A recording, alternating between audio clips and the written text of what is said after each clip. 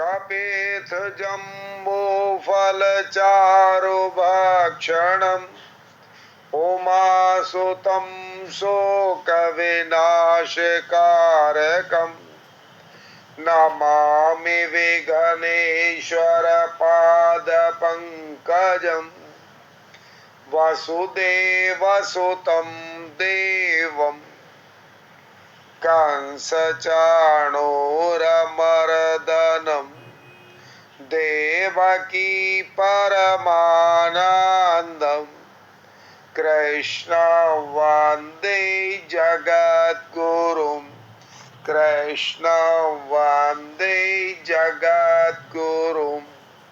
नारायण। पृष्ठ संख्या ढ से ढक्कन आप खोलिए, उस पे लिखा हुआ है साधक संजीवनी।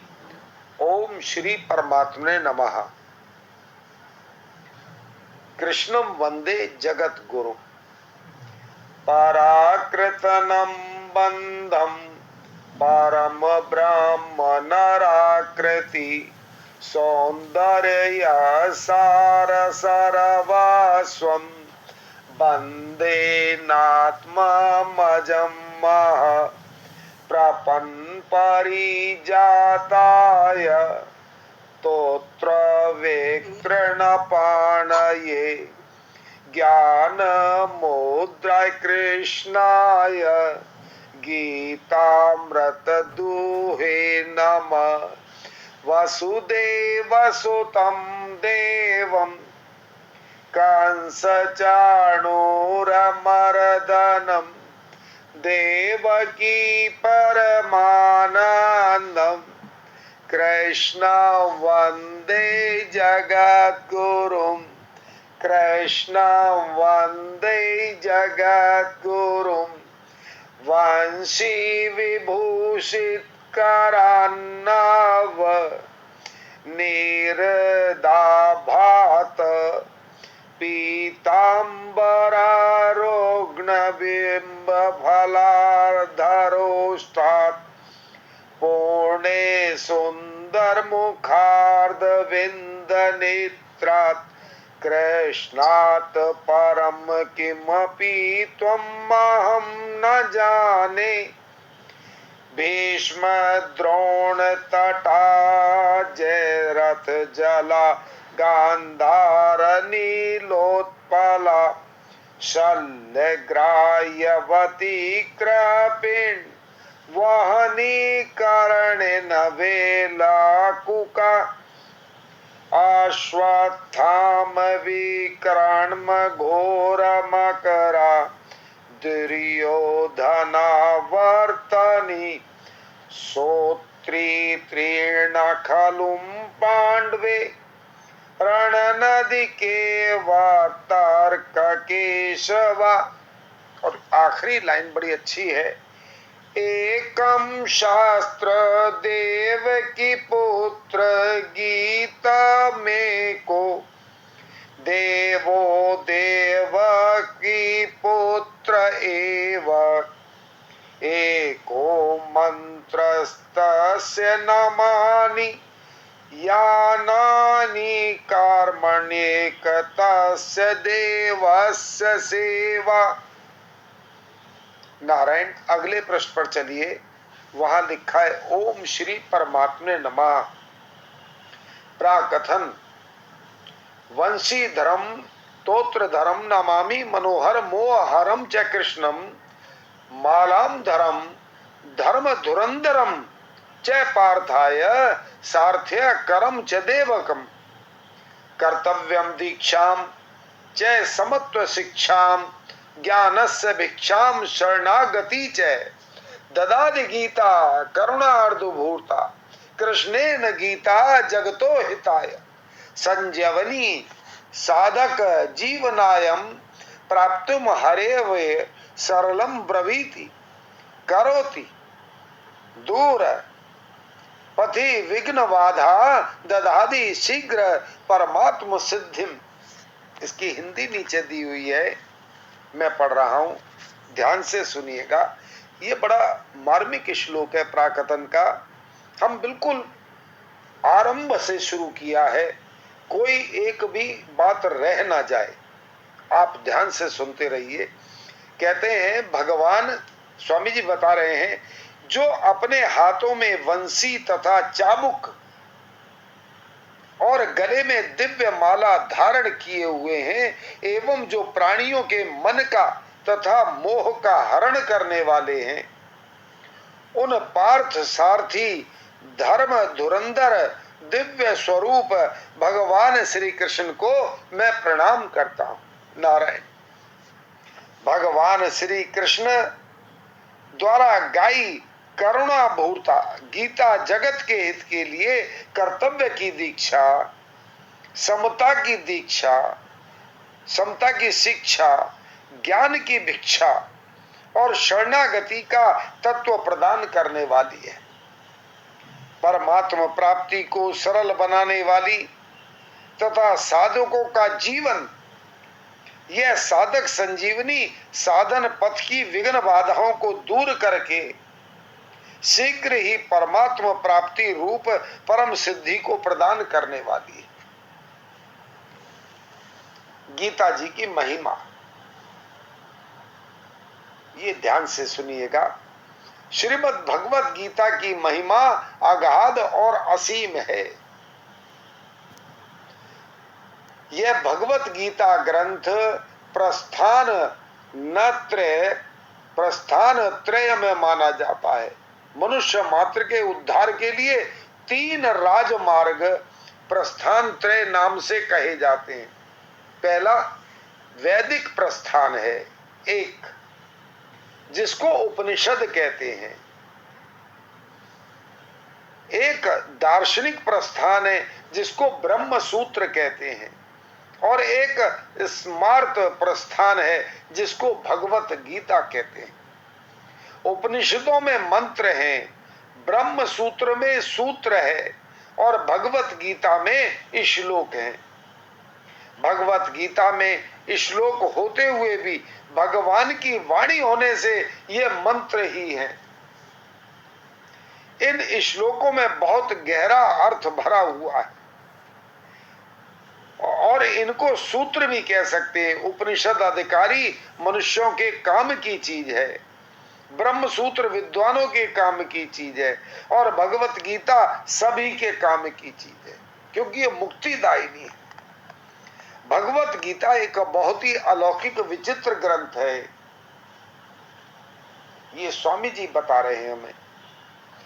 इसमें साधक के लिए उपयोगी पूरी सामग्री मिलती है, चाहे वे किसी भी देश का, किसी भी वेश का, किसी भी समुदाय का, किसी भी संप्रदाय का, किसी भी वर्ण का, किसी भी आश्रम का कोई व्यक्ति क्यों ना हो। इसका कारण यह है कि इसमें किसी समुदाय विशेष की निंदा या प्रशंसा नहीं, प्रत्युतः वास्तविक तत्व का ही वर्णन है। वास्तविक तत्व परमात्मा वे हैं जो परिवर्तनशील प्रकृति और प्रकृति जन्य पदार्थों से सर्वदा अतीत और संपूर्ण देश काल वस्तु व्यक्ति परिस्थिति आदि में नित्य निरंतर एक रस रूप रहने वाला है। देखा बेटी, आपका माइक खुल गया है, बंद कीजिए।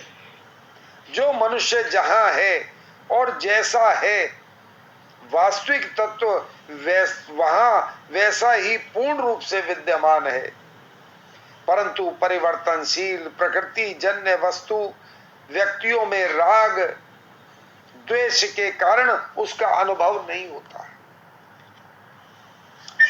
सर्वदा राग द्वेष रहित होने पर उसका स्वतः अनुभव हो जाता है। देखिए, एक ये राग और द्वेष हमको भगवान से मिलने नहीं देते, इसलिए इसको आज ही इसी समय त्याग दीजिए। न किसी से द्वेष कीजिए और न किसी से मोह कीजिए, सिर्फ परमात्मा से प्रेम कीजिए। आपको परमात्मा तत्व का अनुभव बहुत उसी क्षण हो जाएगा। सन्मुख होए जीव मोहि जबहि, ये भगवान राम कहते हैं। भगवत गीता का उपदेश महान अलौकिक है। इस पर कई टीकाएं हो गई और कई टीकाएं होती चली आ रही, फिर भी संत महात्माओं विद्वानों के मन में नए नए भाव प्रकट होते रहते हैं। इस गंभीर ग्रंथ पर कितना ही विचार किया जाए तो भी इसका कोई पार नहीं पा सकता। इसमें जैसे जैसे गहरे उतरते जाते हैं वैसे ही वैसे इसमें गहरी बातें मिलती जाती हैं। जब एक अच्छे विद्वान पुरुष के भावों का भी जल्दी अंत नहीं आता, फिर जिनका नाम रूप यावन्न मात्र अनंत है, ऐसे भगवान के द्वारा कहे हुए वचनों में भावों का अंत आ ही कैसे सकता है। इस छोटे से ग्रंथ में इतनी विलक्षणता है कि अपना वास्तविक कल्याण चाहने वाला किसी भी वर्ण, आश्रम, देश, संप्रदाय, मत आदि का कोई भी मनुष्य क्यों ना हो, इस ग्रंथ को पढ़ते ही इसमें आकृष्ट हो जाता है। अगर मनुष्य इस ग्रंथ का थोड़ा सा भी पठन पाठन करे तो उसको अपने उद्धार के लिए बहुत ही संतोषजनक उपाय मिलते हैं। हर एक दर्शन के अलग अलग अधिकारी होते हैं, पर गीता की यह विलक्षणता है कि अपना उद्धार चाहने वाले सबके सब इसके अधिकारी हैं। भगवत गीता में साधनों का वर्णन करने में, विस्तार पूर्वक समझाने में, एक एक साधन को कई बार कहने में संकोच नहीं किया गया, फिर भी ग्रंथ का कलेवर नहीं बढ़ा है। ऐसा संक्षेप में विस्तार पूर्वक यथार्थ और पूरी बात बताने वाला दूसरा कोई ग्रंथ नहीं। अपने कल्याण की उत्कट अभिलाषा वाला मनुष्य हर एक परिस्थिति में परमात्म तत्व को प्राप्त कर सकता है। ये विशेष बात कही महाराज जी ने कि अपने कल्याण की उत्कट अभिलाषा। जब साधक को अपना कल्याण करना है, भगवान से प्रेम करना है, ऐसी अभिलाषा उत्कट हो जाए तो फिर मनुष्य हर एक परिस्थिति में परमात्म तत्व को प्राप्त कर सकता है। ये गीता जी की विलक्षणता इस बात में है। जब युद्ध, कोई बीमार हो गया, कोई शादी में है, किसी भी परिस्थिति में, कोई मृत्यु पर है, कहीं भी जाए, भगवान श्री कृष्ण को याद करे, हे नाथ मैं आपका हूं, ऐसा कहते ही भगवान आपके उसी समय वहीं हाजिर होते हैं। अगर हम बीमार हैं, अस्वस्थ हैं और परमात्मा को याद करते हैं, परंतु एक बात ध्यान रखना, बीमारी औषधि से ठीक होगी, भगवान से प्रार्थना नहीं करनी। भगवान से सिर्फ प्रेम करना है, वो अपने आप देखेंगे कैसे ठीक करना है। वो जेहि विदनाथ होए हित मोरा, हरऊं सुवेग दास में तोरा। भगवान से सिर्फ भगवान से प्रेम की भिक्षा मांगनी है। हे प्रभु मैं आपका कैसे हो जाऊं, बस। सबरी माँ ने कभी अपने लिए कुछ नहीं मांगा, मीरा माँ ने अपने लिए कुछ नहीं मांगा, जितने भी भक्त हुए उन्होंने अपने लिए नहीं मांगा, संसार के लिए मांगा, निष्काम भाव से सबकी सेवा की और नारायण से प्रेम चाहा। ऐसा भाव सदैव रखें। युद्ध जैसी घोर परिस्थिति में भी अपना कल्याण कर सकता है। इस प्रकार व्यवहार मात्र में परमार्थ की कला गीता में सिखाई गई है। अतः इसके जोड़ का दूसरा कोई ग्रंथ देखने में नहीं आता। गीता, महाराज जी कहते हैं, गीता एक प्रासादिक ग्रंथ है। इसका आश्रय लेकर पाठ करने मात्र से बड़े विचित्र, अलौकिक और शांतिदायक भाव स्फुरित होते हैं। इसका मन लगाकर पाठ करने से बड़ी शांति मिलती है। इसकी एक विधि यह है कि पहले गीता के पूरे श्लोक अर्थ सहित कंठस्थ कर लिए जाएं, फिर एकांत में बैठकर गीता के अंतिम श्लोक यत्र योगेश्वरा कृष्णा, यहां से लेकर गीता के पहले श्लोक धर्म क्षेत्रे कुरुक्षेत्रे, यहां तक बिना पुस्तक के उल्टा पाठ किया जाए तो बड़ी शांति मिलती है। ये स्वामी जी कैसे कैसे रास्ते बताते हैं। यदि प्रतिदिन पूरी गीता का एक बार या अनेक बार पाठ किया जाए तो इसके गीता के विशेष अर्थ स्फुरित होते हैं। मन में कोई शंका होती है तो पाठ करते करते उसका समाधान हो जाता है। ये संत की अपनी अनुभव है जो हमसे वो बता रहे हैं। महाराज जी उल्टी गीता भी पढ़ते थे, सीधी गीता भी पढ़ते थे। उनका जीवन ही गीता में हो गया था। तो संत अपनी अनुभव बताते हैं। वास्तव में इस ग्रंथ की महिमा का वर्णन करने में कोई भी समर्थ नहीं है। अनंत महिमाशाली ग्रंथ की महिमा का वर्णन कर ही कौन सकता है। इससे नीचे गीता जी का खास लक्ष्य है। गीता जी किसी वाद को लेकर नहीं चली, अर्थात द्वैत अद्वैत, विशिष्टता द्वैत, द्वैताद्वैत, विशुद्धाद्वैत, अचिंत भेदा भेद आदि किसी भी वाद को किसी एक संप्रदाय के किसी एक सिद्धांत को लेकर नहीं चली। उसका एक कारण है, भगवान ने ही तो सारे सिद्धांत बनाए, तो उनका सिद्धांत तो सबको लेकर के चलना है। गीता किसी एक संप्रदाय के किसी एक सिद्धांत को लेकर नहीं चली। गीता का मुख्य लक्ष्य यह है कि मनुष्य किसी भी वाद मत सिद्धांत को मानने वाला क्यों ना हो, उसका प्रत्येक परिस्थिति में कल्याण हो जाए।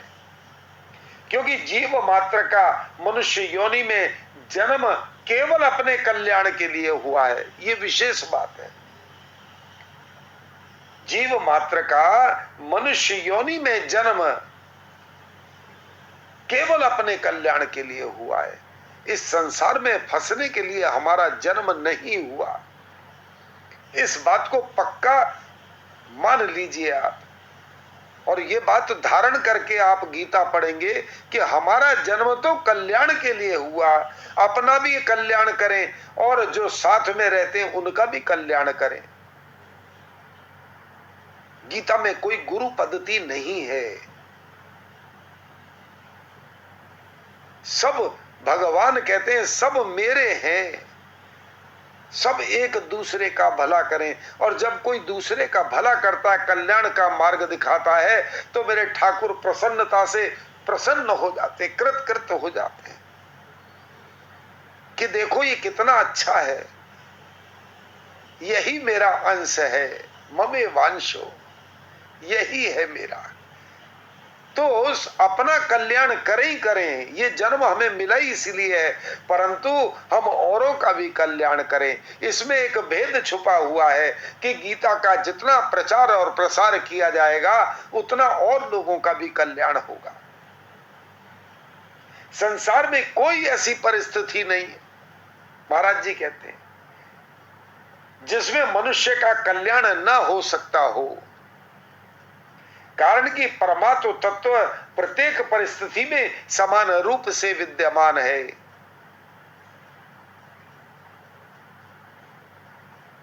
अतः साधक के सामने कोई भी और कैसी भी परिस्थिति आए, उसका केवल सदुपयोग करना है।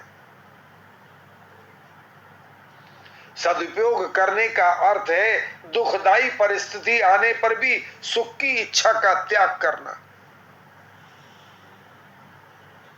और सुखदायी परिस्थिति आने पर सुख भोग का तथा वह बनी रहे ऐसी इच्छा का भी त्याग करना, और दूसरों को उसको दूसरों की सेवा में लगाना। इस प्रकार सदुपयोग करने से मनुष्य दुखदायी और सुखदायी दोनों परिस्थितियों से ऊंचा उठ जाता है,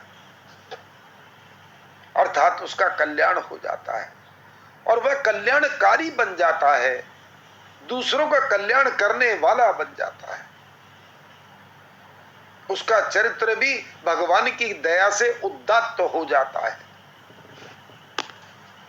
सृष्टि से पूर्व परमात्मा में, ध्यान से सुनिएगा, सृष्टि से पूर्व परमात्मा में मैं एक ही अनेक रूपों में हो जाऊं,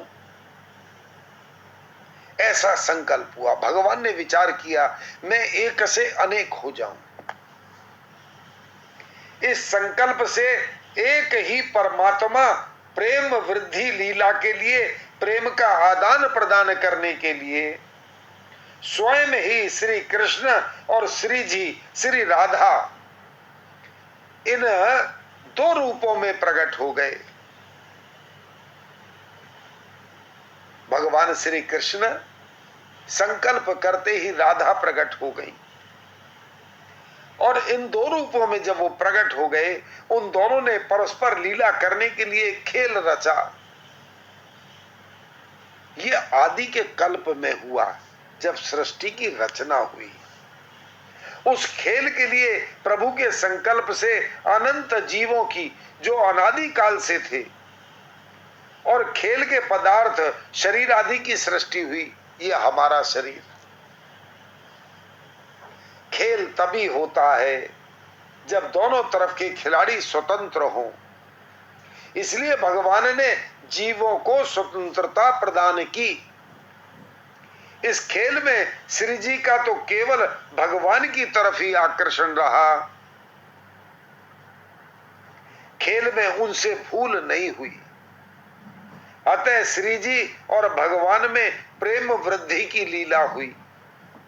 परंतु दूसरे जितने जीव थे, उन सब ने भूल से संयोग जन्य सुख के खेल पदार्थों के उत्पत्ति विनाशशील प्रकृति जन्य पदार्थों के साथ अपना संबंध मान लिया, जिससे वे जन्म मरण के चक्कर में पड़ गए। यहां से शुरुआत हुई हमारी आवागमन की।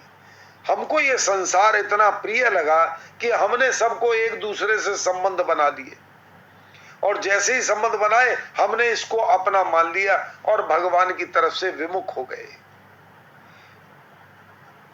जब भगवान से विमुख हो गए तो बार बार हमारे जन्म और मरण चालू हो गए।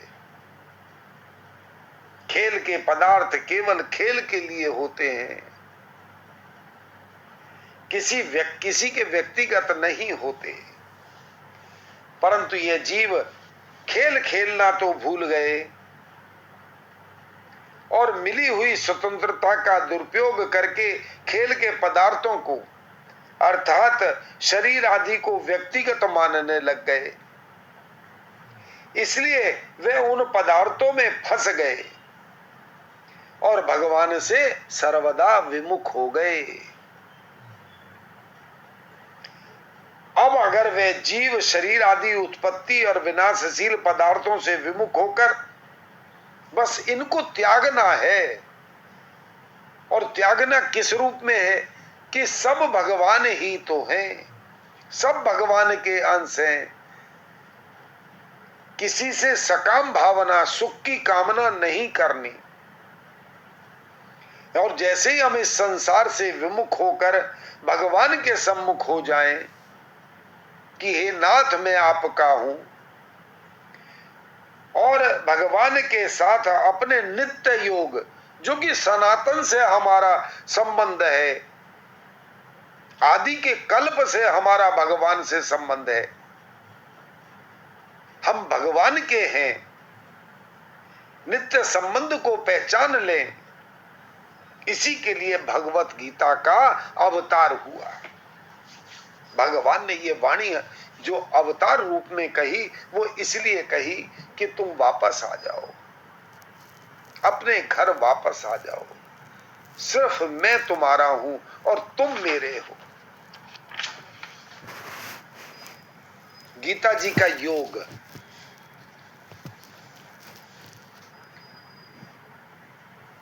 गीता में योग शब्द के बड़े विचित्र विचित्र अर्थ हैं। उनके हम 3 विभाग कर सकते हैं। नंबर 1, युजर योगे, युजिर जो है वो धातु जो है वो योग शब्द है, धातु से बना युजिर योगे, धातु से बना योग शब्द जिसका अर्थ है समरूप परमात्मा के साथ नित्य संबंध।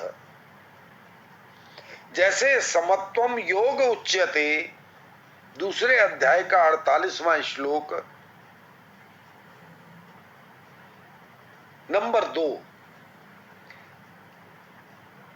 और यही अर्थ गीता में मुख्यता से आया है, समत्व योग उच्यते। नंबर 2, युज समाधो, धातु से बना योग शब्द जिसका अर्थ है चित्त की स्थिरता अर्थात समाधि में स्थिति। जैसे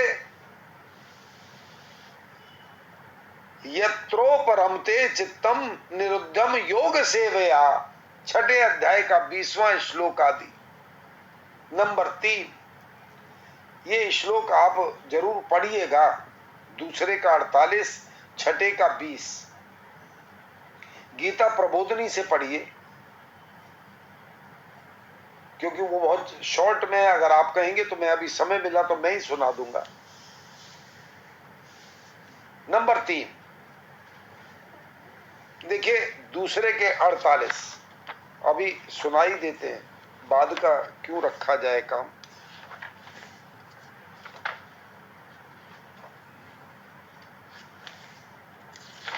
कर्मण्य वादिका रास्ते से अगले वाला 48 श्लोक संख्या, योगस्त कुरु कर्माणि संगम त्यक्त्वा धनंजय, सिद्ध है असिद्धयो समो भूत्वा समत्वम योग उच्यते। गीता प्रबोधनी में महाराज जी कहते हैं, इसका अनुवाद देखिए, हे धनंजय, तू आसक्ति का त्याग करके सिद्धि असिद्धि में सम होकर, सिद्धि असिद्धि क्या है, सुख और दुख, सम होकर योग में स्थित हुआ कर्मों को कर, क्योंकि समत्व ही योग कहा जाता है। अब जरा व्याख्या सुनिए। एक वस्तु या व्यक्ति में राग होगा, किसी में विशेष प्रेम होना, मोह हो जाना, तो दूसरी वस्तु या व्यक्ति में द्वेष होना स्वाभाविक है। ये हमारे रोजमर्रा में चीजें आती हैं। एक में हम जब ज्यादा राग करेंगे ना, मोह करेंगे, तो दूसरे से द्वेष हो जाएगा कि ये वैसा है ही नहीं, वैसा नहीं है ये। हम उसको वैसा बनाने की कोशिश नहीं कर रहे, अपितु उसमें दोष निकाल रहे हैं, और उससे क्या होता है, हमारे अंदर द्वेष उत्पन्न होता है। राग द्वेष के रहते हुए कर्म की सिद्धि असिद्धि में समता का आना असंभव है। राग द्वेष के न रहने पर जो समता आती है, उस समता में स्थित रहकर कर्तव्य कर्मों को करना चाहिए। समता को ही योग कहा जाता है।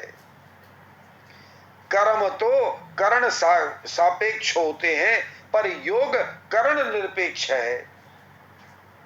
इस समता रूपी योग में स्थित साधक कभी विचलित योग भ्रष्ट नहीं होता।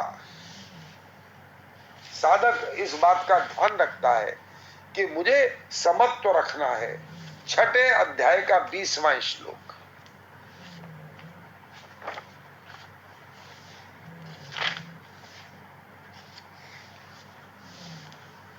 यत्रोपरमते चित्तम निरुद्धम योग सेवया, यत्र चेवात नात्मानम पश्यन् नात्मनि तुष्यति।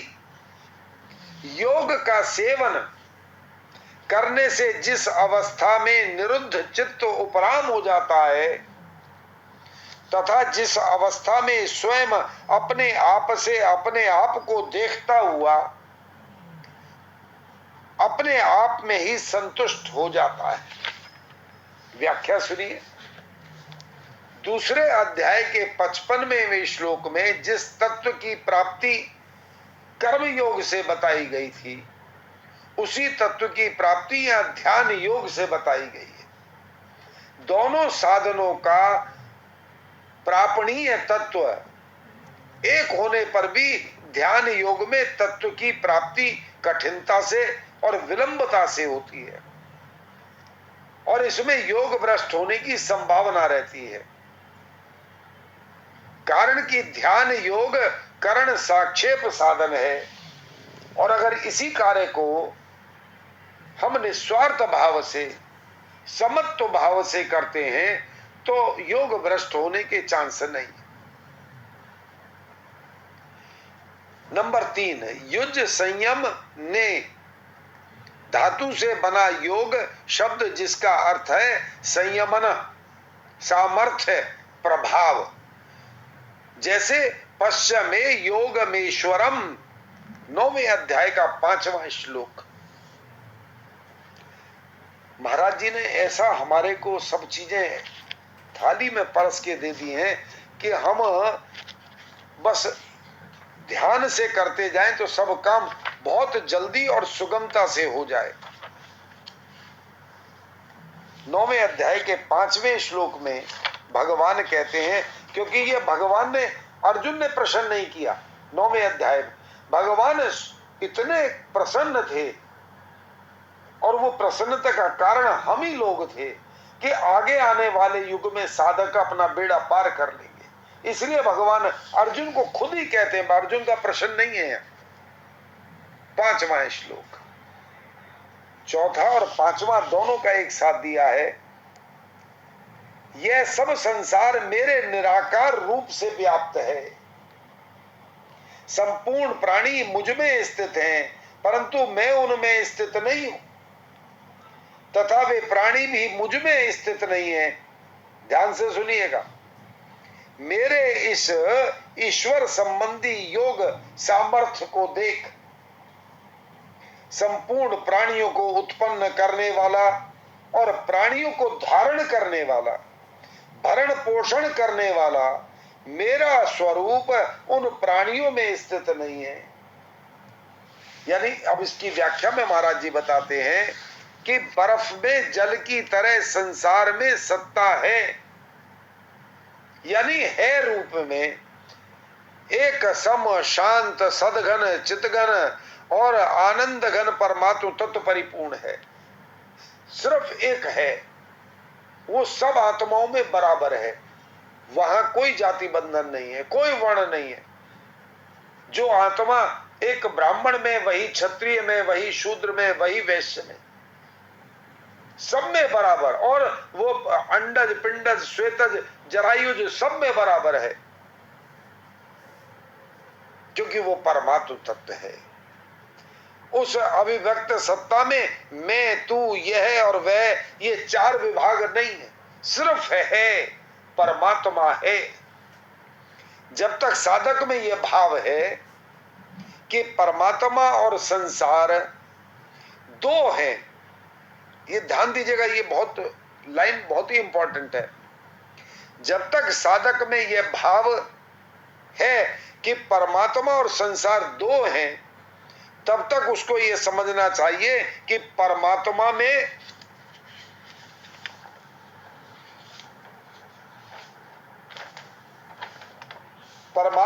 संसार है और संसार में परमात्मा है। परंतु जब दो का भाव ना हो तब परमात्मा में संसार है और न संसार में परमात्मा है। ये ध्यान दीजिएगा। ये दो का भाव जब नहीं रहता तो भाव ये उत्पन्न होता है कि न परमात्मा में संसार है न संसार में परमात्मा है। संसार को स्वतंत्र सत्ता जीव ने दी है। जब तक अहंता, ममता, कामना है तब तक साधक की दृष्टि में परमात्मा में संसार है और संसार में परमात्मा है। परंतु अहंता, ममता, कामना मिटने पर, यानी कि सिद्ध की दृष्टि में, न परमात्मा में संसार है न संसार में परमात्मा है, अर्थात परमात्मा ही परमात्मा है। ये विशेष बात है। सिर्फ परमात्मा ही परमात्मा है। वासुदेव सर्व। अब बताइए, जब सब भगवान ही है तो फिर दूसरी सत्ता कहाँ है? भगवान से ही राधा हुई, भगवान से ही हम सब उत्पन्न हुए और भगवान में ही हमको जाना चाहिए। इस संसार को अपना मानते ही हम फंस जाते हैं। गीता में जहां कहीं योग शब्द आया है उसमें उपर्युक्त तीनों में से एक की अर्थ की मुख्यता और देश दो शेष दो अर्थों की गौणता है। जैसे युजर योगे वाले योग शब्द में समता संबंध की मुख्यता है, पर समता आने पर स्थिरता और सामर्थ्य भी स्वतः आ जाती है, सामर्थ्य भी स्वतः आ जाता है। यानी एक नंबर का नीचे यहां अर्थ दिया है भगवान स्वामी जी ने कि भगवान में संसार की उत्पत्ति, स्थिति, प्रलय आदि की जो सामर्थ्य है वह सामर्थ्य योगी में नहीं। योगी में जो सामर्थ्य है उससे वह संसार मात्र पर विजय प्राप्त कर लेता है। गीता जी के 5वें अध्याय का 19वां श्लोक। अर्थात कैसी ही अनुकूल प्रतिकूल परिस्थिति आने पर भी उस पर कोई असर नहीं पड़ता, क्योंकि वो योगी है। युज समाधो वाले योग शब्द में स्थिरता की मुख्यता है, पर स्थिरता आने पर समता और सामर्थ्य भी स्वतः आ जाती है। युज संयम ने वाले योग शब्द में सामर्थ्य की मुख्यता, पर सामर्थ्य आने पर समता और स्थिरता भी स्वतः आ जाती है। अतः गीता का योग शब्द बड़ा व्यापक और गंभीरार्थक है। पांतजल्य योग में दर्शन में चित्त वृत्तियों के निरोध को योग नाम से कहा गया और उस योग का परिणाम बताया कि दृष्टा की स्वरूप में स्थिति हो जाना। इस प्रकार पातंजलि योग दर्शन में योग का जो परिणाम बताया है उसी को गीता में योग नाम से कहा गया। दूसरे अध्याय का 48वां और छठे अध्याय का 23वां श्लोक। तात्पर्य यह है कि गीता चित्त वृत्तियों में सर्वदा संबंध विच्छेद पूर्वक स्वतः सिद्ध सम स्वरूप में स्वाभाविक स्थिति को योग कहती है। जब हम बिल्कुल शांत हों, सुख दुख, गर्मी सर्दी, इन सब में बराबर अपने को समझें तो समझ लीजिए हमारी स्थिति योग में है। उस समता में स्थिति नित्य योग होने पर फिर कभी उससे वियोग नहीं होता, कभी वृत्ति रूपता नहीं होती, कभी व्युत्थान नहीं होता। वृत्तियों का निरोध होने पर निर्विकल्प अवस्था होती है, पर समता में स्थिति होने पर निर्विकल्प बोध होता है। और वह बोध क्या है? क्योंकि उसका ध्यान हर समय किसी परिस्थिति में रुकता नहीं, वह तो परमात्मा में स्थिर है। और जो परमात्मा में हर समय अपना चिंतन रखता है वह इस संसार में रहते हुए भी परमात्मा में ही रहता है। तो वह निर्विकल्प बोध होता है उसे कि यह सब संसार निस्सार है, इसका कोई सार नहीं। सार कहाँ है? सिर्फ परमात्मा के चिंतन में। निर्विकल्प बोध अवस्थातीत और संपूर्ण अवस्थाओं का प्रकाशक है। समता अर्थात नित्य योग का अनुभव कराने के लिए गीता में 3 योग मार्गों का वर्णन किया गया। नंबर 1 कर्म योग, ज्ञान योग और भक्ति योग। स्थूल, सूक्ष्म और कारण, इन तीनों शरीरों का संसार के साथ अभिन्न संबंध है। अतः इन तीनों को दूसरों की सेवा में लगा दें, यह कर्म योग हुआ। देखिए, ये 3 शरीर जो हमारे बताए कि इन तीनों शरीरों का संसार के साथ अभिन्न संबंध है। कौन कौन सा? स्थूल, जो इस समय हमको शरीर मिला हुआ है, ये स्थूल है। सूक्ष्म, हमारा अंतःकरण, और कारण कि हम किस उद्देश्य के लिए इस शरीर को पाए हैं, तो ये उपकरण है। इसका एक ही कारण है कि ये जो शरीर हमको मिला, ये संसार की सेवा, यानी भगवान का जगत नारायण जो स्वरूप है उसकी सेवा के लिए मिला।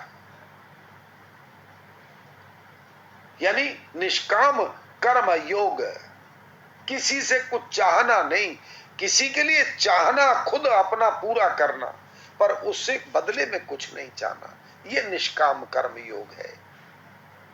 स्वयं इनसे असंग होकर अपने स्वरूप में स्थित हो जाए, मैं परमात्मा का हूं, यह ज्ञान योग हुआ।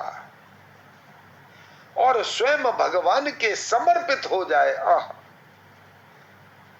इस शरीर समेत आत्मा सब कुछ भगवान का है, समर्पित हो जाए, हे प्रभु मैं सिर्फ आपका, यह भक्ति योग हुआ। इन तीनों योगों को सिद्ध करने के लिए, अर्थात अपना उद्धार करने के लिए, मनुष्य को 3 शक्तियां प्राप्त हैं। ध्यान से सुनिए। नंबर 1, करने की शक्ति यानी बल। दूसरा, जानने की शक्ति, ज्ञान। और तीसरा, मानने की शक्ति, विश्वास। इसीलिए बाबा तुलसीदास कहते हैं, एक भरोसो एक बल और एक आस विश्वास, तुलसी याय न तजिए जब लग घट में श्वास। परमात्मा पर पूर्ण भरोसा, कोई परिस्थिति आ जाए, जैसे राजा हरिश्चंद्र बिल्कुल नहीं घबराए, हर परिस्थिति का मुकाबला किया। किस लिए? कि मैं सत्य के लिए जीता हूं, मैं सत्यवादी हूं, इस पथ से मैं डिग नहीं सकता। तो हम भगवान को प्राप्त किए बिना कैसे इधर उधर हो जाएं? अगर ये प्रण हमारा संकल्प, दृढ़ संकल्प है कि हम भगवान के, तो बस भगवान के हो गए, अब किसी चीज की इच्छा नहीं, वो दर्शन जब मर्जी दे, हमें क्या परेशानी है। जब उनकी इच्छा हो, हम उनके हो गए। मानने की शक्ति यानी विश्वास, करने की शक्ति निस्वार्थ भाव से संसार की सेवा करने के लिए है, जो कर्म योग है। जानने की शक्ति अपने स्वरूप को जानने के लिए है, जो ज्ञान योग है। और मानने की शक्ति भगवान को अपना तथा अपने को भगवान का मानकर सर्वदा भगवान के समर्पित होने के लिए है, जो भक्ति योग है, जिसमें करने की रुचि अधिक है, वह कर्म योग का अधिकारी है। इस संसार की सबकी सेवा करो, सब में वो मेरा प्यारा ठाकुर ही तो है। एक बात याद आती है, कर्मयोग की बात है। भगवान ने नामदेव जी की परीक्षा लेनी चाहिए, और एक प्रेत के रूप में प्रकट हो गए, और बड़ा लंबाई ऊंचाई, बहुत बड़ा डील डॉल उनका देख करके मनुष्य भयभीत हो जाए।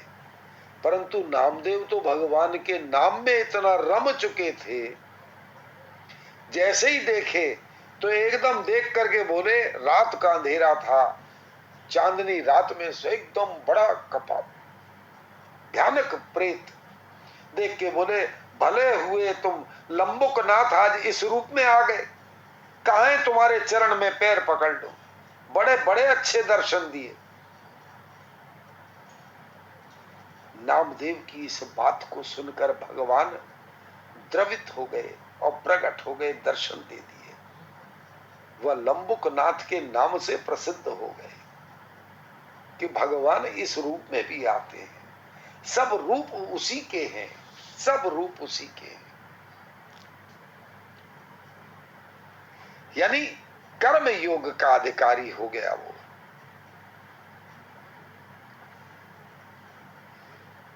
जो ज्ञान योग जानने की शक्ति अपने स्वरूप को जानने के लिए है, जो ज्ञान योग है, और मानने की शक्ति भगवान को अपना तथा अपने को भगवान का मानकर सर्वदा भगवान के समर्पित होने के लिए जो है, जो भक्ति योग है, जिसमें करने की रुचि अधिक है, वह कर्म योग का अधिकारी है। जिसमें अपने आप को जानने की जिज्ञासा अधिक है, वह ज्ञान योग का अधिकारी है। और जिसका भगवान पर श्रद्धा विश्वास अधिक है, वह भक्ति योग का अधिकारी है। उसे कुछ नहीं जानना, बस उसको हो गया, वो तो भगवान का है। उसकी श्रद्धा और विश्वास अटूट है, दृढ़ संकल्प है, दृढ़ निश्चय है। ये तीनों ही योग मार्ग परमात्मा प्राप्ति के स्वतंत्र साधन है। अन्य सभी साधन इन तीनों के ही अंतर्गत आ जाते हैं। श्रीमद् भागवत में कहा गया, भगवान ने कहा, अपना कल्याण चाहने वाले मनुष्यों के लिए मैंने 3 योग मार्ग बताए हैं, ज्ञान योग, कर्म योग और भक्ति योग। इन तीनों के सिवाय दूसरा कोई कल्याण का मार्ग नहीं है। ये श्रीमद् भागवत पुराण में भगवान श्री कृष्ण ने, भगवान वेद व्यास जी ने लिखा। ये भगवान का विशेष संदेश। सभी साधनों का खास काम है जड़ता से संबंध विच्छेद करना। अतः जड़ता से संबंध विच्छेद करने की प्रणालियों, साधनों में तो फर्क रहता है, पर जड़ता से संबंध विच्छेद होने पर सभी साधन एक हो जाते हैं। अर्थात अंत में सभी साधनों से एक ही समरूप परमात्म तत्व की प्राप्ति होती है।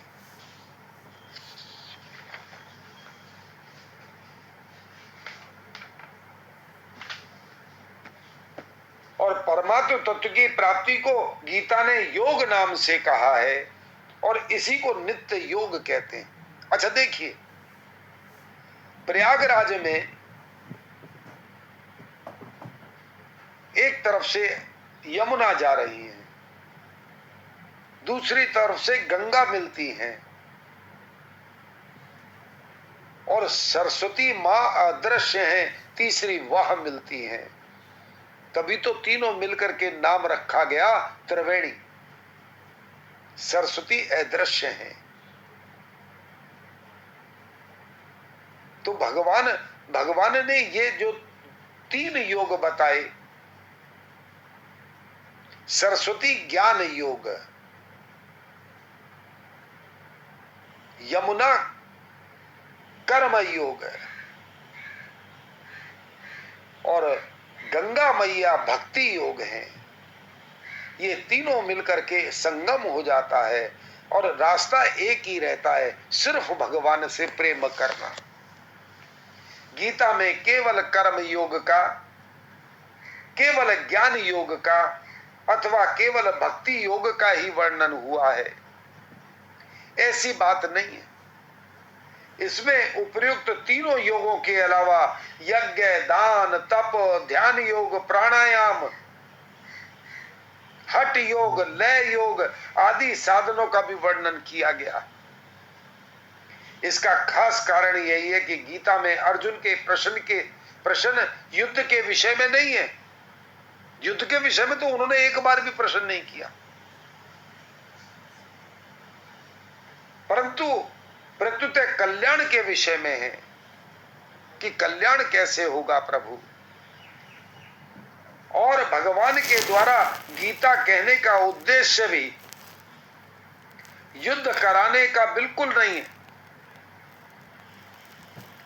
अर्जुन अपना निश्चित कल्याण चाहते थे।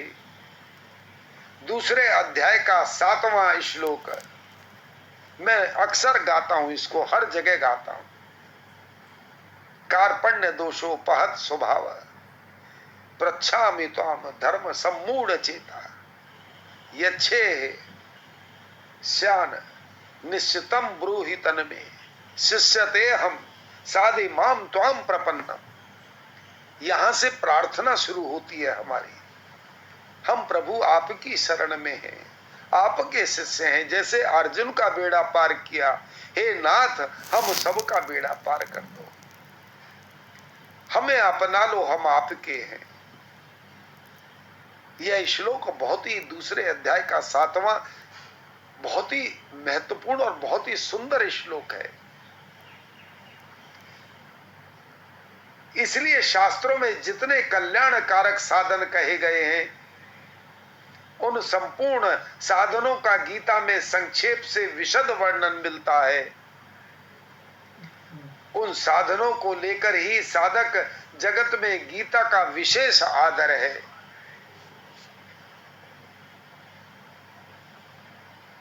उन संपूर्ण साधनों का गीता में संक्षेप से विशद वर्णन मिलता है। कारण कि साधक चाहे किसी भी मत का हो, किसी संप्रदाय का हो, किसी सिद्धांत को मानने वाला हो,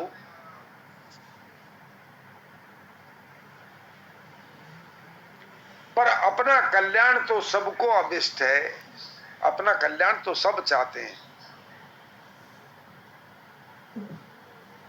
कौन चाहता है कि मैं नरक में फंसूं? कौन चाहता है कि मैं ये जो पशु योनि है, वृक्ष योनि है और कीट पतंग बनना कौन चाहता है? सब ये चाहते हैं कि प्रभु हम दोबारा कुछ ऐसे लोग हैं जो मनुष्य जन्म दोबारा चाहते हैं, परंतु अगर कहीं लास्ट में बीमारी में फंस गए तो वो कहते हैं प्रभु बस अब हो गया, अब नहीं आना चाहता। तो इसलिए किसी भी सिद्धांत को मानने वाला हो, निराकार हो, निर्गुण हो, परंतु भगवान तो साकार हैं। ये सारा संसार उनका रूप है, वासुदेव सर्वम। और इस सिद्धांत को मानकर हम भगवान से प्रेम करने लग जाएं, कण कण में उसको देखें, निश्चित बेड़ा पार होगा। अब साधन की 2 शैलियां, इस पर चर्चा हम कल करेंगे। अभी कल ये कार्य निबट जाएगा, फिर उसके बाद गीता जी हम शुरू करेंगे, क्योंकि ये बहुत जरूरी है। इससे आपको पूरी गीता का दर्शन समझ आ जाएगा। नारायण नारायण। वासुदेव सुतं देवं कंस चाणूरमर्दनम देवकी परमानंदम कृष्णं वंदे जगद्गुरुं कृष्णं वंदे जगद्गुरुं हरि शरणं हरि शरणं हरि शरणं हरि शरणं हरि शरणं हरि शरणं हरि शरणं हरि शरणं राम। बोलिए बांके बिहारी लाल की जय, मोर मुकुट बंसी वाले की जय। राम। मीनाक्षी बेटी, मीनाक्षी गुप्ता। हाँ जी, नारायण नारायण। वो भोले बाबा देखिए, वो सावन जा रहा है तो भोले बाबा वाला भजन सुनाओ और फिर रेखा भी सुनाएंगी। नारायण नारायण। और माला भी आई हुई है, अगर उनका इच्छा करे तो जरूर सुनाए। नारायण। हाँ जी, वही वाला भजन। हाँ जी हाँ जी हाँ जी, बिल्कुल बिल्कुल। बोलिए बोलिए बाबा की जय। शंकर भोले भाले छैल बिहारी त्रिपुरा